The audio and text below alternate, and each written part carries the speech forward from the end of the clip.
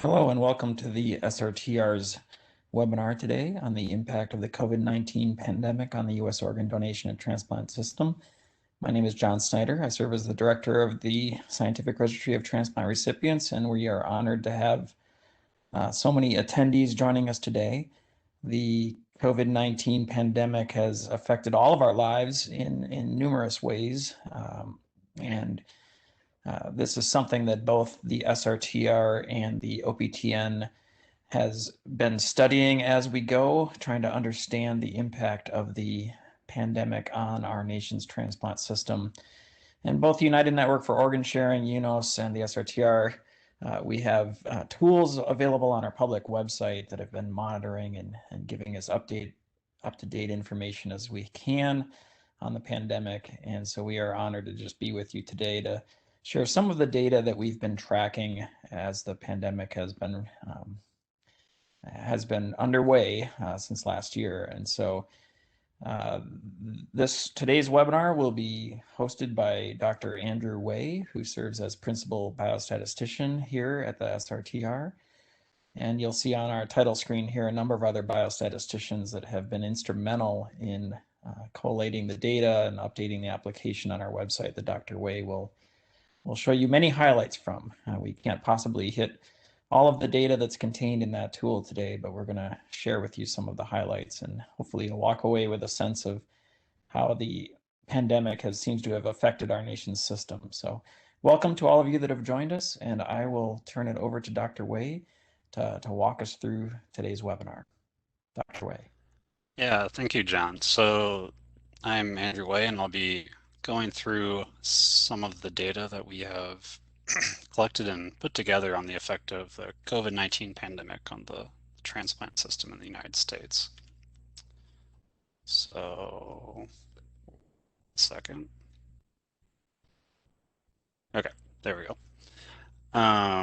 So the outline for today's presentation is we're first going to introduce the evaluation that SRTR has created and is currently maintaining on the SRTR website, and that's where all of the information presented in this presentation comes from this online application.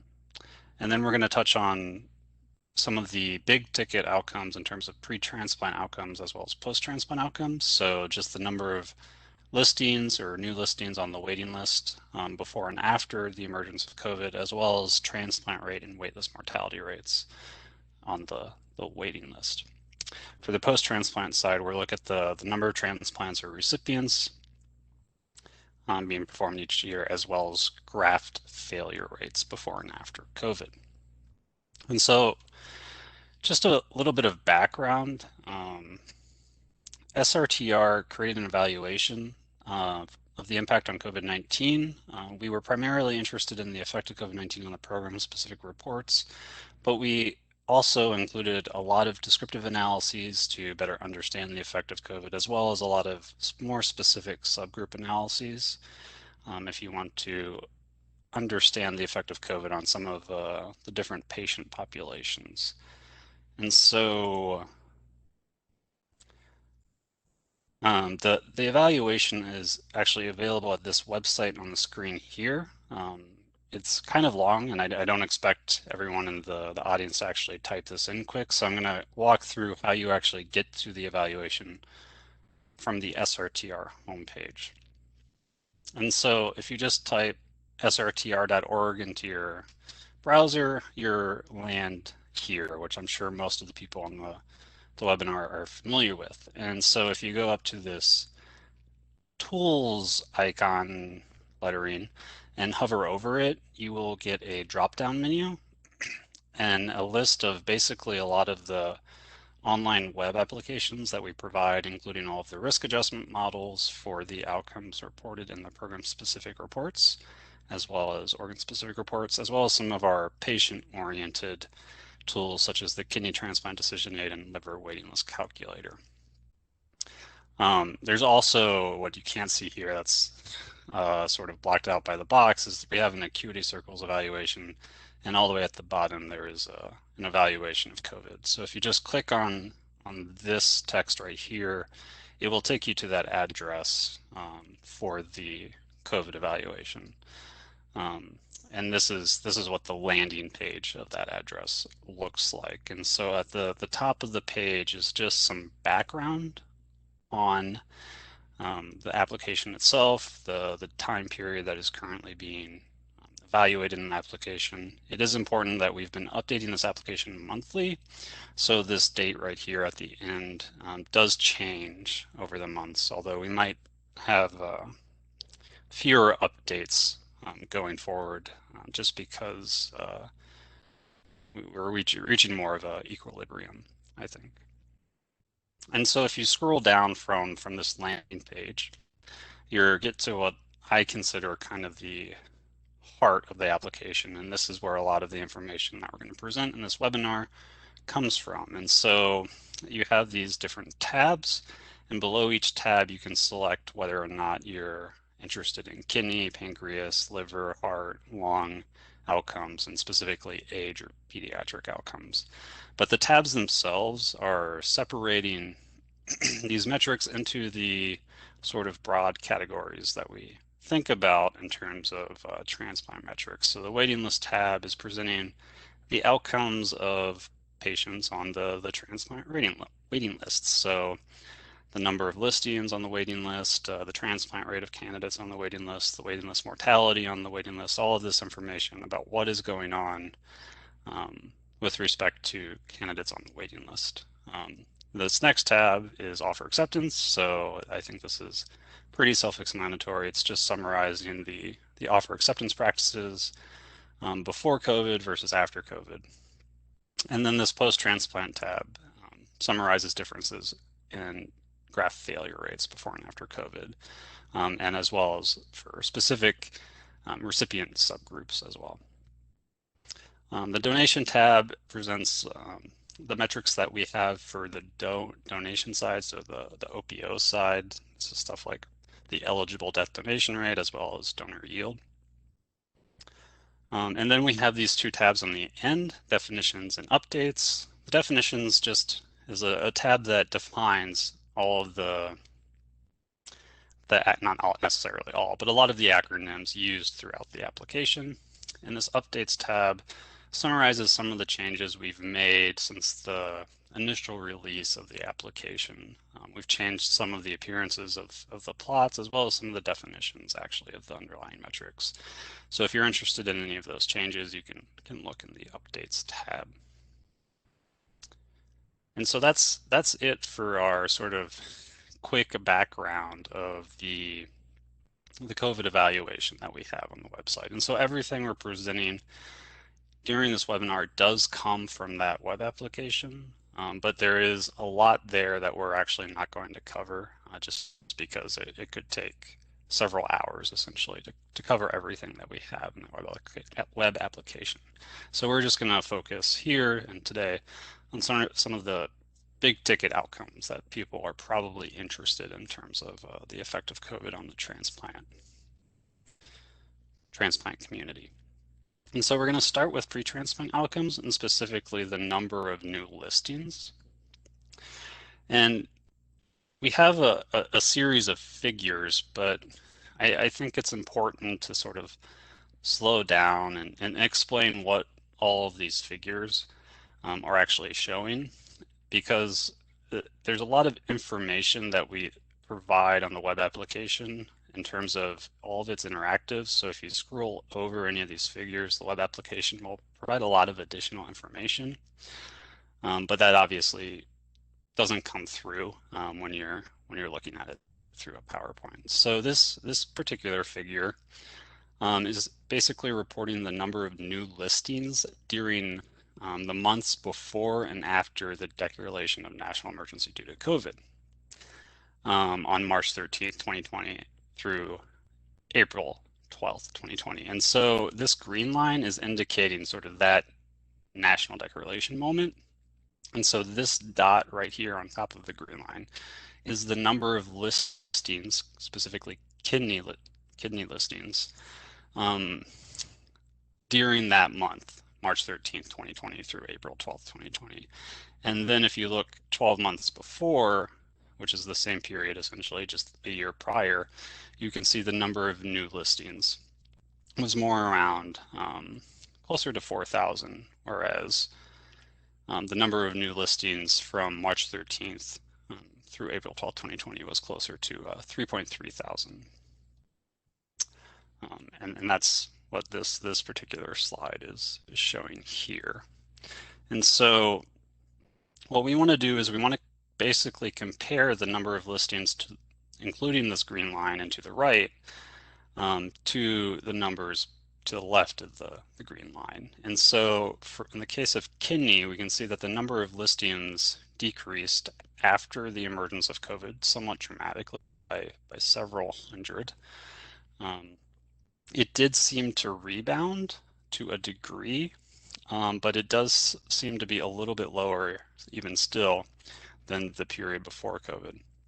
And so you can see that here the number of listings typically averages probably close to 3.6 to 3.7 thousand listings per month, whereas in the period after COVID, the number of new kidney listings per month is quite clearly on average below 3.5 thousand per month.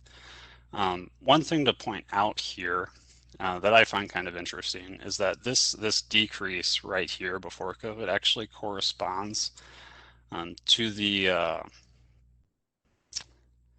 holiday season, and it's basically includes the period between Christmas and New Year's. And this decrease is actually common across, as we're going to see, common across all of the organs. So I'm not quite sure whether this is a phenomenon that happens every year, but it certainly happened in 2019. So just something interesting to keep in mind. And so if you look at a similar figure for liver candidates or new liver listings, you see that drop for Christmas right here. And then a drop, I would say, for COVID, followed by sort of a slow, gradual rebound to eventually the same number of listings for liver candidates after COVID compared to before. And if we look at the same plot for heart candidates, we again see a drop in the listings immediately after the declaration of national emergency due to COVID here, followed by a pretty rapid rebound in the number of listings after COVID compared to before. So far, kidney candidates did have a rebound, but are still, the number of listings is somewhat lower than it was before, whereas for liver and heart, the number of listings seems to have rebounded to a level similar to the pre-COVID period. But if we look at lung, we see sort of this holiday period again, although it seems to overlap with Thanksgiving as well. And then we see a pretty clear drop in the number of lung listings after the declaration of national emergency due to COVID.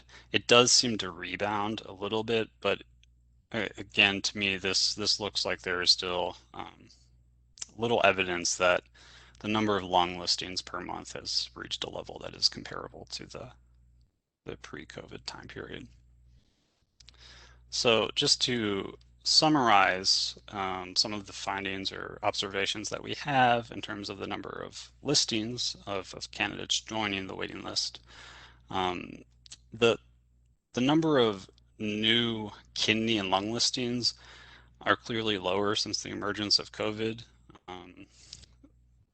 A similar observation was found for liver and heart listings, although the drop-off was relatively smaller, and the number of listings in liver and heart recovered pretty quickly to pre-COVID levels.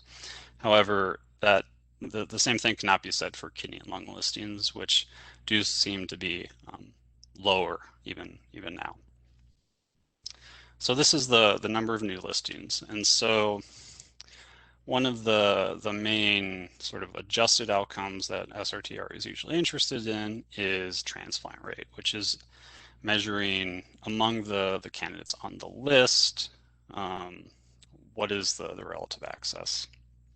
And so this is the type of figure that we're going to be looking at with respect to transplant rates. And so uh, this is more of a technical definition, which is that transplant rates are the number of transplants per person year on the waiting list. And we do use it as a common metric of access to transplant. And so all of the figures for transplant rate that we're going to show focus on these time trends, but they also adjust for candidate characteristics such as dialysis time for kidney candidates, allocation meld for liver candidates. And that means essentially that all of these figures are relative to the transplant rate during the month before the emergence of COVID, specifically this month right here. And so March 13th, or the transplant rate between March 13th and April 12th, 2019, serves as the reference or comparison month for the rest of the figure.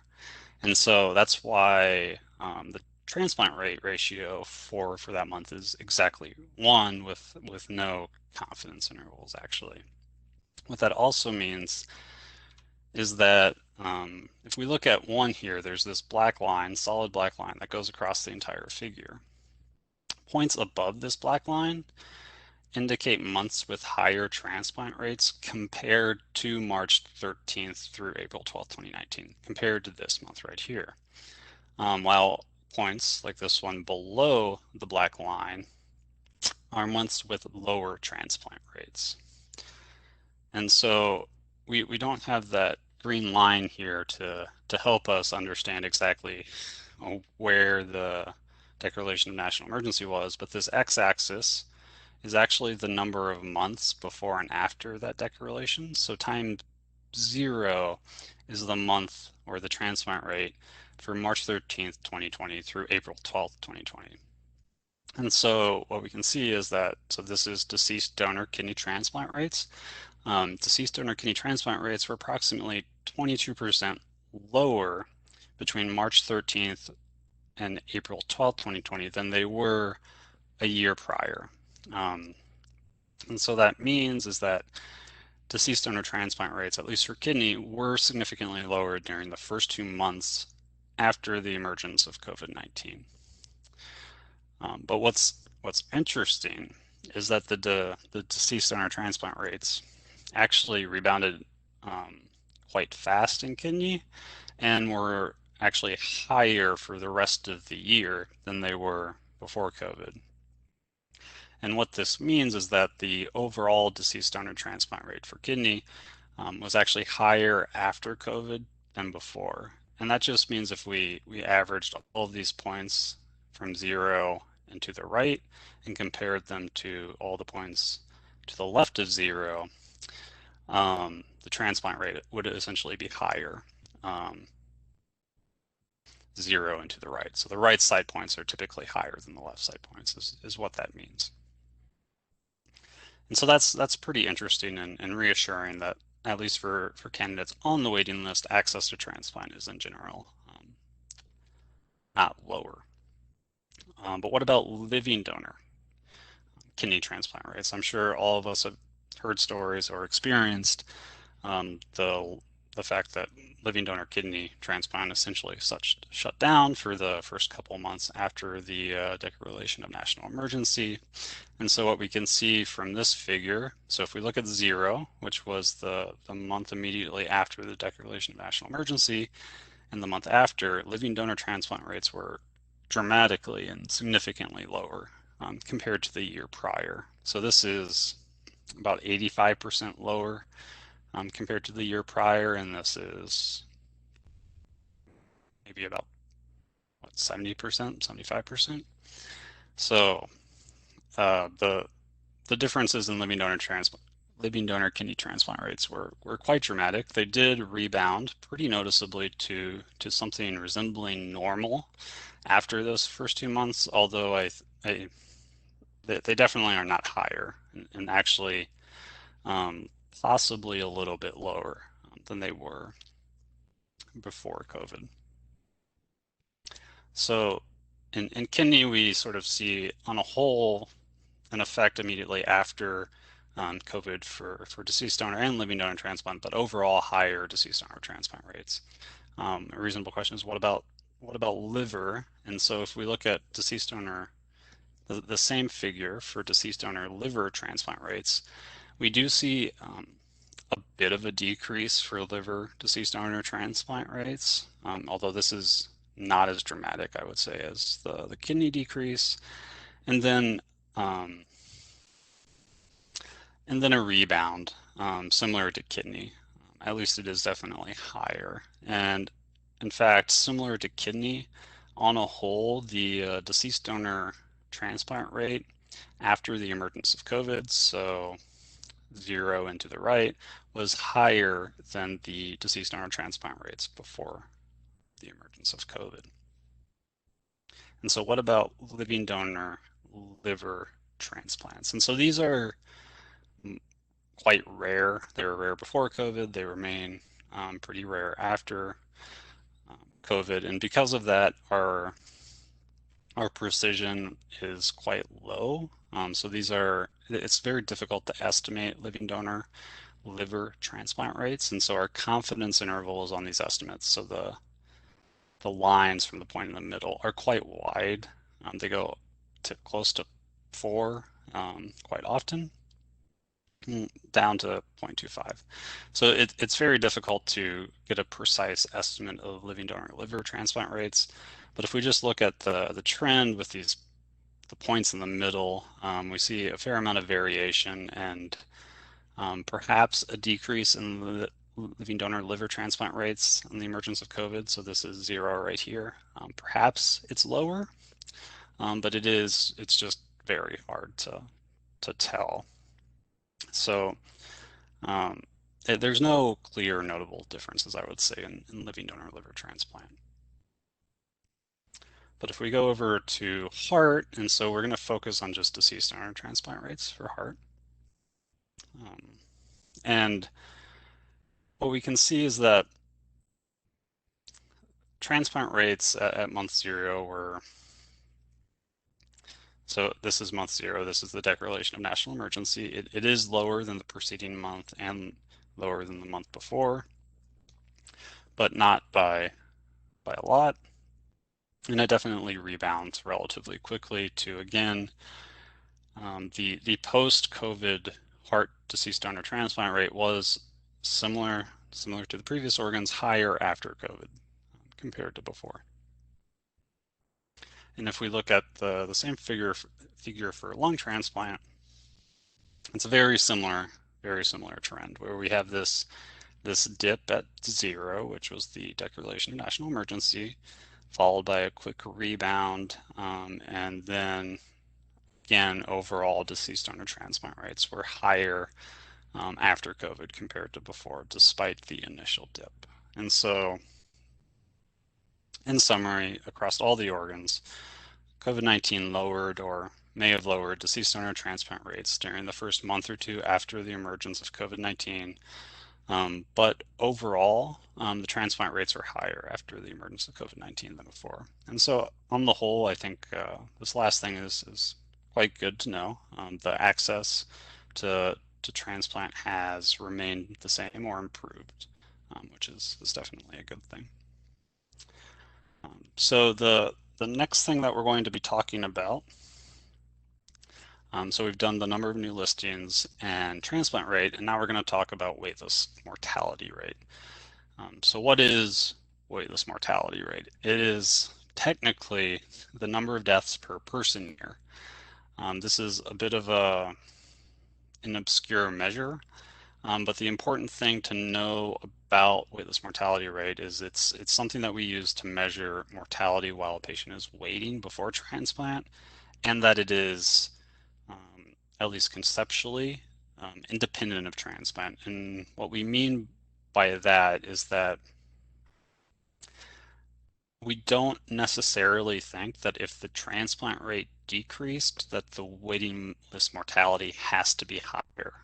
They should be relatively independent of each other.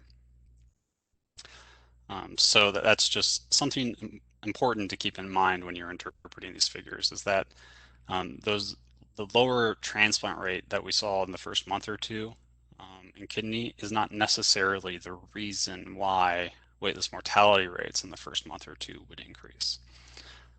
So again, I'm going to walk through how to interpret these figures just because I want to make sure we're all on the same page about that. And so the figure presents the waitlist mortality rates for the months before and after the emergence of COVID relative or compared to the waitlist mortality rate between March 13th and April 12th, 2019. So this red box over here. And again, the point here is one because it's compared to itself. And so similar to the transplant rate figures, we have this black line across the entire figure at 1. And so points above the solid black line are months that had higher waitlist mortality rates than March 13th through April 12th, 2019 over here. And points below the solid black line are months with lower waitlist mortality rates, again compared to March 13th through April 12th, 2019. And so,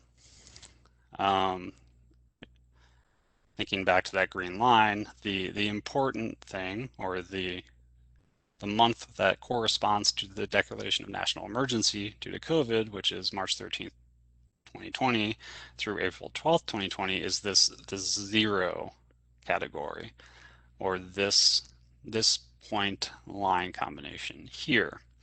And what we can see is that for kidney candidates on the waiting list, waitlist mortality rates were notably higher during the first 2 months after the emergence of COVID-19 compared to the waitlist mortality rate between March 13th, 2019 through April 12th, 2019.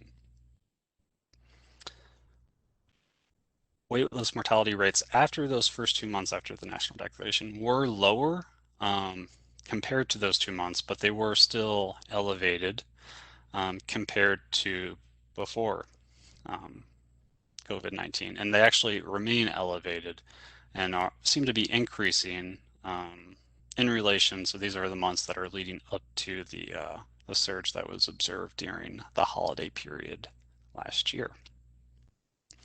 And so taken together, I think it's quite clear that COVID-19 has affected kidney waitlist mortality rates and that it increased them, especially immediately after its emergence, but is still actually likely causing sort of excess mortality on the kidney waiting list than we would have potentially experienced before COVID or without COVID. And so if we move on to liver transplant, somewhat interestingly, so this is 0 right here. So this is March 13th, 2020 through April 12th, 2020. So this is the line point combination that corresponds to the declaration of national emergency. And interestingly, there is really no apparent difference in waitlist mortality rates after COVID compared to before COVID for liver candidates. Just not a whole lot going on there. And so if we look at a similar figure for heart transplant, and I just want to point out that despite the relatively high waitlist mortality rates in heart transplant, we actually don't, this is another situation where we don't have a lot of precision because most candidates waiting for a heart transplant do not die on the list. Most of them end up getting transplanted. So the confidence intervals for a lot of these waitlist mortality rates, at least within a month, are quite wide, ranging from less than 0.4 to 4. So it's a lot of variability here and hard to discern perhaps what's going on exactly. But regardless, if we just focus on the points in the middle, there doesn't seem to be, so this line right here corresponds to the national emergency, declaration of national emergency, and there's really no difference before and after that point, at least in trends. So there's no real notable differences in waitlist mortality rates for heart candidates, at least. And so if we go to lung, we actually didn't even have enough deaths on the waiting list to estimate the monthly trend for lung waitlist mortality rates. They have basically a similar issue to heart, where most candidates actually end up getting transplanted. And so what we do have is sort of the overall difference, and this comparison is actually available for all of the organs if you're interested on the website. But this compares the waitlist mortality rate overall after COVID compared to before COVID. And so what we can see is after the waitlist mortality rate after March 13th, 2020 in lung for lung candidates was actually about 12% lower than the waitlist mortality rate before March 13th, 2020. So there does not seem to be an indication that lung waitlist mortality rates have gotten worse post-COVID compared to before. So just to summarize the key points of waitlist mortality, again, kidney waitlist mortality rates were and do remain higher than they were before COVID-19. And the waitlist mortality rates for the other organs, specifically liver, heart, and lung, were not notably different after the emergence of COVID compared to before. And so this sort of ends our discussion of what's happening before transplant. And now we're going to talk about how is COVID affecting outcomes post-transplant, specifically the number of recipients as well as graft failure rates before and after COVID. And so again, I'm just going to walk through these plots to make sure that we're all seeing the same thing. So this is similar to the figure for the number of new listings, where each point corresponds to essentially the number of recipients during a month before and after COVID. And so what this means is that this month on the far left indicates there are about 2,000 transplants, kidney transplants, performed between March 13th and April 12th, 2019. In contrast, there were only about 1,200 kidney transplants performed in the month immediately after the declaration of national emergency. So that's March 13th, 2020 through April 12th, 2020. And so, as I think is pretty obvious from this figure, kidney transplants were dramatically and significantly lower immediately following the emergence of COVID-19. And so this aligns, I would say, pretty well with what we saw on the deceased donor and living donor transplant rate figures on the pre-transplant side. And then after these 2 months, the number of kidney transplants did seem to rebound and perhaps be a little bit higher actually than the pre-COVID period. But what's interesting is that there is this downward trend corresponding to November and December 2020. Again, basically the surge that happened over the holiday period. I just want to point out that I haven't explicitly explained this yet, but this dotted line on the far right here, this last point is actually corresponds to a month that's only partially observed. So this month only has maybe 2 to 3 weeks of data.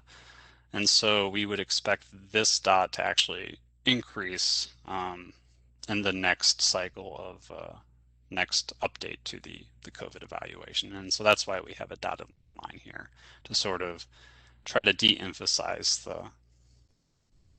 the relative importance of this specific point, the far right point. So just something to keep in mind when looking at these figures. And so kidney transplants were definitely lower immediately after COVID. And so the natural question is, how does this compare across all the organs? And so in liver, we do see a decrease immediately after the declaration of national emergency due to COVID, followed by, again, a pretty rapid return to levels close to the pre-COVID period. And then in heart transplant, it's a little bit more ambiguous. Heart transplant does, again, this green line corresponds to the declaration of national emergency. So there is this pretty large decrease in the number of heart transplants corresponding to that period. It's still a little bit difficult in heart just because there's already a fair amount of month-to-month variability in the number of heart transplants being performed. So I would say this is likely some COVID effect, but it's hard to really understand what portion of this is related to COVID and what could be related to just natural month-to-month variability within heart transplant. In lung, though, I think we have a pretty clear effect. So you can see that the month-to-month variability in lung is less than heart. It's not really bouncing around a whole lot until you get that declaration of national emergency, and then the number of transplants decreases by over 100, which is over 33% of the total number of transplants performed in lung. It does rebound to some degree, but it does seem to be, on the whole, perhaps a little bit lower after COVID, even after this discounting these first 2 months. It still seems to be a bit lower compared to the pre-COVID period. So just to summarize the number of transplants in general, the number of transplants decreased immediately after the emergence of COVID-19, but they did seem to rebound relatively quickly. Although lung was still a little bit low, and kidney transplant does seem to be going down a little bit due to that surge during the holiday months. And so now we go on to something that's probably of interest to a lot of people, which is the effect of COVID on graft failure rates. And so these figures, so it's actually pretty hard to estimate trends in post-transplant outcomes. So we have a little bit of a different figure for graft failure rates. And again, I'm going to walk through this for kidney just to make sure that we're all looking at the same thing. So again, all of this is adjusted for recipient and donor characteristics. And we have this 1, the line at 1 is black and bolded, and that's just to emphasize that this is sort of the comparison point. So points above the line, or above 1, indicate worse graft survival after the emergence of COVID, so after the national declaration of emergency. Points below the black line indicate better graft survival after COVID-19. And so you might be wondering, well, there's 5 points here. How does this, what does this mean? Why isn't there only supposed to be 1? And it's a fair point. And so the far left point here, on the x-axis, we call it the overall. This comparison is the overall difference in graft failure rates after COVID compared to before. So this is, if you just want one takeaway summary, this is part of the graph you should look at. And so here, for kidney at least, the line and the associated 95% confidence interval are clearly above 1, indicating that kidney graft survival was worse after the emergence of COVID.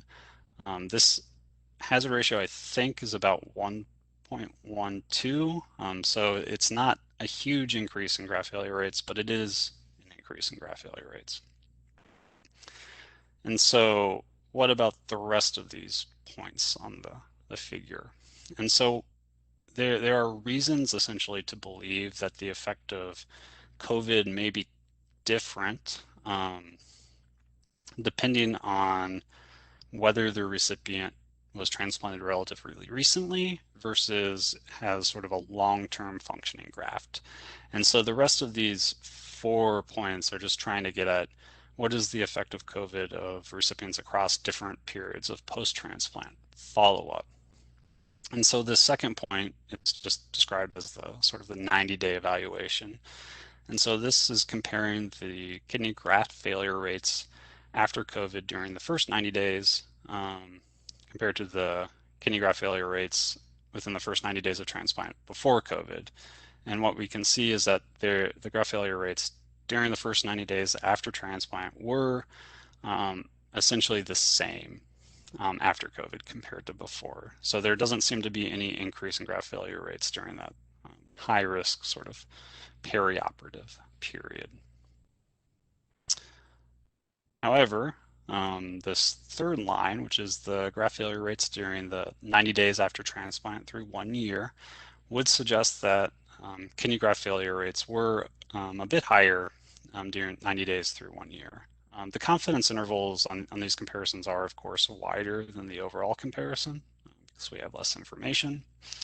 But I think it's important to some degree to focus on the point estimate as long as the confidence intervals aren't prohibitively wide, which I don't think is the case here. And then if we look at kidney graft survival between 1 and 5 years after transplant, we can see again a slightly elevated graft failure rate after COVID compared to before.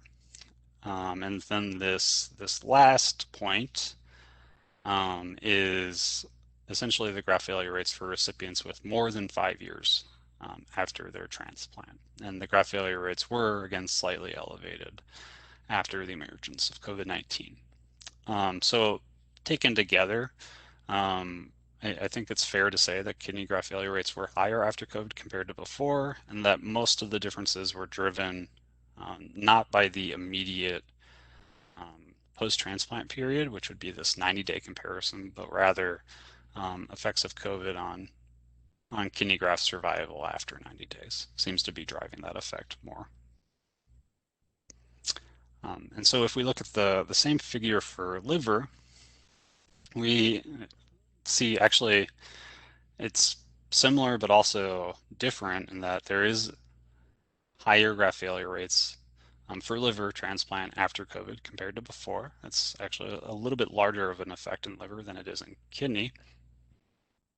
But in contrast to kidney, the different periods of follow-up, the confidence intervals are again different, but the point estimates themselves are relatively similar. And so it's hard to distinguish whether or not it's the short-term follow-up that is causing the higher graft failure rates versus the longer-term follow-up, because overall across all periods of follow-up, graft failure rates in liver were higher after the emergence of COVID compared to before. So if we look at heart, we see actually something that's pretty interesting, which is there's not a whole lot of indication of really I guess the graft failure rates are slightly higher after COVID compared to before, but it's quite small. And you see that throughout the different periods of follow-up, from 90 days being slightly lower than 1, all the way up to heart recipients with more than 5 years of follow-up. And if we look at lung is similar to heart actually, in that there's just not a ton of evidence of a huge effect of COVID-19 on post-transplant outcomes. At least the graft failure rates themselves are similar after COVID compared to before. So just to summarize the post-transplant outcomes, graft failure rates were slightly higher for kidney and liver transplants after the emergence of COVID than before, but interestingly, or in contrast, heart and lung had relatively similar graft failure rates after the emergence of COVID-19 compared to before. And so I'm sure there's a lot of people with questions about COVID-19 related PSR or OSR changes.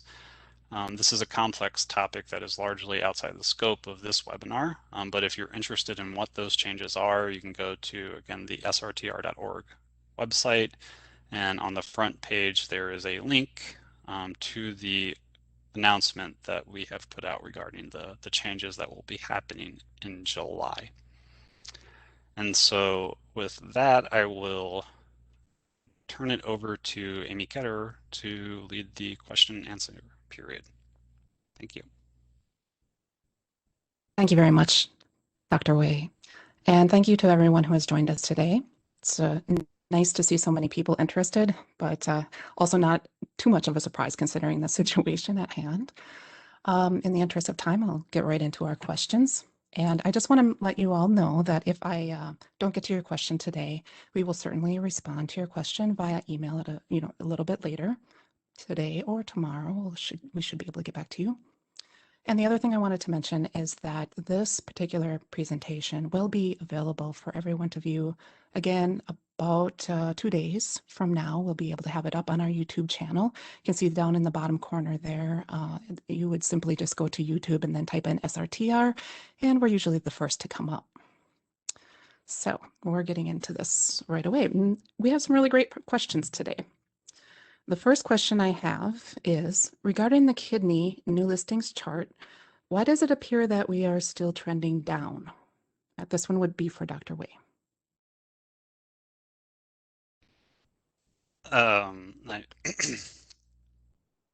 That's a good question. I mean, I would hypothesize that the trend down is likely related to the surge during the winter months.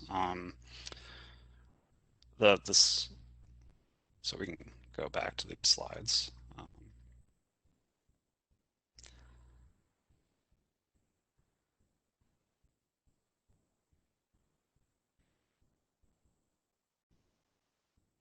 Yeah, so I assume that the question is regarding this trend down. And yeah, so I think it would be related to the surge over the winter months.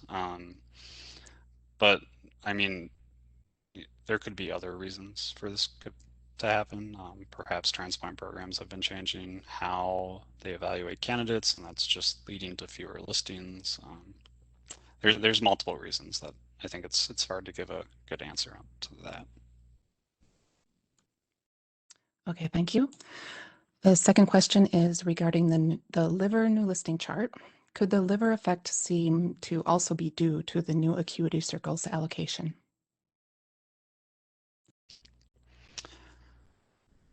Yeah, it could be. I guess I'm a little bit, well, let me turn on the highlighter again. So I'm a little bit skeptical of that because, so for those who don't know, the acuity circle value was implemented on, I believe, February 4th, 2020. So it's has very close overlap with the emergence of COVID. But I think if acuity circles affected listing practices, we probably would have started seeing it during this month right here, which is February 13th through March 12th, 2020, and potentially to some degree here. And we just don't see a lot of, we don't see transplant, the number of new listings being lower here. But that is something important to keep in mind when you're interpreting the liver figures, is that it is, it overlaps a significant degree with the implementation of acuity circles. Thank you. And the next one is, are we able to compare the national average to our own institutions using the graphs?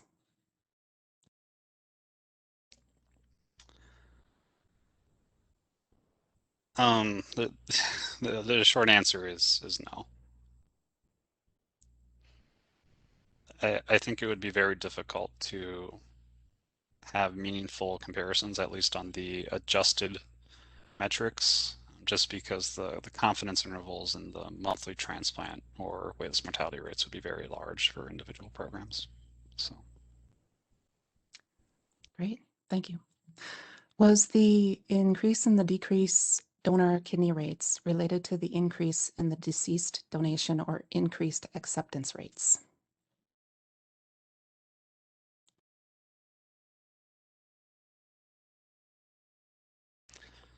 So I assume this question is related to this particular figure. So I think there is a very obvious connection in between transplant rates and donor availability. So if the number of donors increases, you would expect an increase in transplant rates. So that is a very plausible explanation. I don't know about acceptance rates. You'd actually have to look at the acceptance component of the COVID evaluation to see if acceptance rates increased to get a better answer for that. But that also clearly has an effect on deceased donor transplant rates as well. Great. I'm going to bat this next one over to Dr. Snyder to answer. I understand that this quite may not be answerable at this time, but just wondering if you have an idea of how you will adjust the outcome metrics on the semi-annual SRTR reports further to the future. I am assuming that you will continue to want to exclude periods that show that COVID strongly affected a particular metric. But what types of adjustments will you make to these outcome metrics as they begin to cover shorter and shorter periods and include smaller and smaller cohorts of patients? It's a fantastic question. This is a topic that the SRTR has been deeply engaged with our advisory committee that we call our SRTR review committee really since the beginning of the pandemic. We meet at least quarterly, and that committee has been helping us review the data and look at potential modifications, and they approve and suggest modifications to the metrics that we include in the transplant program and OPO evaluations. As of now, as Dr. Wade pointed out on one of his final slides, you can go to the news area of our website and see what changes they've recommended thus far. Okay, so we did, in the reports that are currently posted that were published in January of this year, we did not evaluate any of the metrics after the start of the pandemic. The reports that are coming out in July, some of the metrics will continue to be truncated at the start of the pandemic. Others, the SRTR review committee recommended resumption of reporting. And so you have to go there, and so we enumerate that specifically what we're doing. But the discussions are not over. The review committee will be again assessing the data going forward. I think we're trying to take a conservative approach. I would emphasize that the question at hand, it's clear from most of what Dr. Way has shown here that nationally the pandemic had effects across numerous metrics. That's clear. The challenge is if you can imagine if all programs were, say, subjected to the pandemic in the same ways, that some of the performance metrics may not be affected at all. Now, I'm not arguing that's true. Clearly, the pandemic rolled across the country at different points in time and impacted different areas differently, which is the big struggle. You can actually see on the tool on our website, there are many of the metrics that you can map. And so you can see how the different areas of the country have been affected, at least globally, post-COVID versus pre. And so just because, say, transplant rates went down or up, or waitlist mortality went up or down, that doesn't necessarily mean it would bias program comparisons. But it's very difficult to incorporate adjustments for that. And so all I can say at this point, since we don't have a final answer for what the reporting would be next January, we are cognizant that continuing to truncate the metrics is not an ideal solution either. And so we will be publishing in the future what the committee recommends they will do, but it hasn't been settled yet. But you can read on our site how we're handling it for the July reports.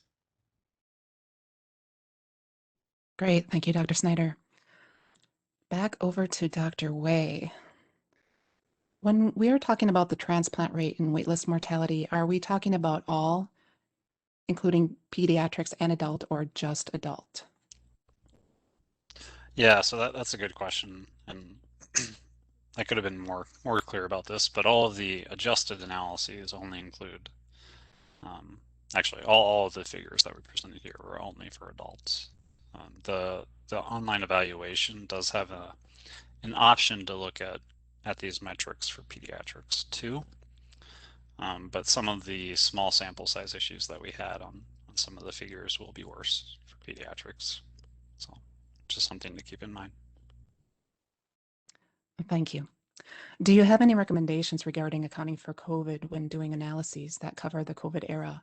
Do we ignore the first few months of data post-COVID, something else? Or do we just bite the bullet that COVID will be affecting our analyses? I particularly have acuity circles in mind since its genesis was more or less concurrent with COVID. Yes, it's another difficult question. So I think there's several ways you could try to go about this. The acuity circle question is particularly difficult just because those periods almost completely overlap.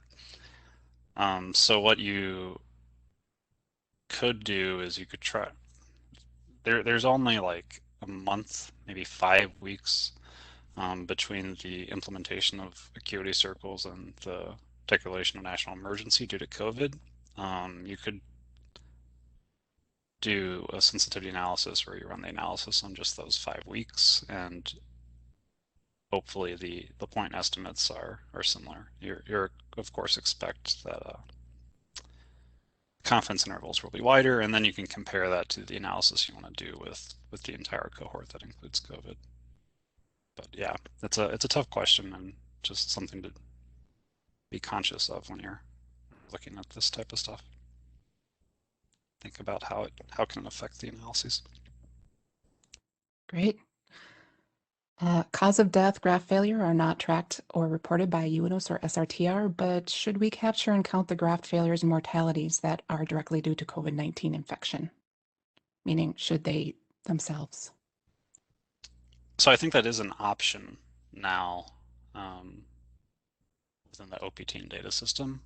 So you can do that, I think, starting around April 2020. And we've talked about at least having descriptives for that type of outcome within this application, but we haven't quite gotten around to implementing it yet. So definitely something to look into. Thank you. Are there any recommendations for future pandemics or surges? Given this data is a halt in transplantation, something to consider in the future is continuing transplant as usual more beneficial to recipients than a pause?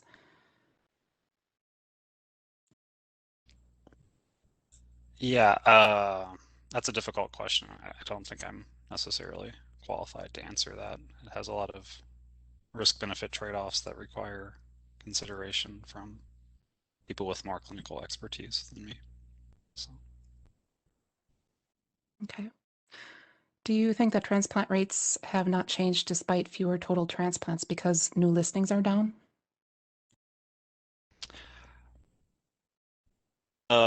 So this increase in transplant rates could be partly due to the fewer listings, but it is important to point out that 2020 had more transplants total than 2019. So I think partly that's not true. I think transplant as a whole actually was not super affected. Like clearly it was affected in terms of its practice, but the number of transplants performed overall in 2020 was not as affected as you may think. Great. Well, we're almost up against the hour there, and we got through really most of our questions. So that's really a good thing. There were some really great questions. There might have been a few I didn't get to, but as I mentioned before, we certainly will get back to you via email soon. Let's call it a day since we want to make sure that everybody can get back to work, right? So thank you everyone for coming and watching this. I hope it's been very informational, educational for you. We will continue to have more webinars such as this in the future. Look forward to our next webinar that will be coming in the fall. And we wish you all a wonderful rest of the Wednesday. Thank you all very much.